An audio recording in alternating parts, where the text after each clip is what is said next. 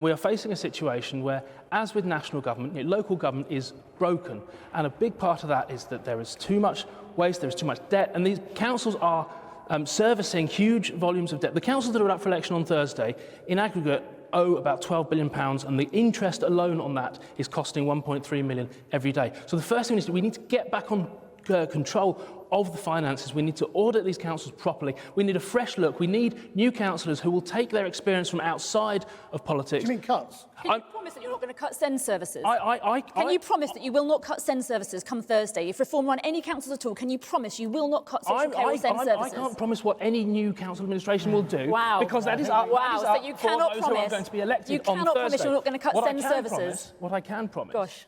is that the mindset that new councillors will come in, will look at things very carefully, very, very closely, and we need to get the finances right. We need to stop the bleeding before we can treat the patient. This is what local government say, it's broken, it needs fixing. Daisy, can you make that promise? In my local area, what I can tell you is that we have a plan. Can you make the promise you asked him to make? Lots of Liberal Democrat-run councillors are looking at SEND services, and they're looking at the contracts that have been put out time and time again. We will do everything in our power to protect SEND services, but all we hear from Reform is they think these are made up. They think that it's made up conditions. We take SEND seriously, and we are fighting tooth and nail in Parliament and in county halls around the country.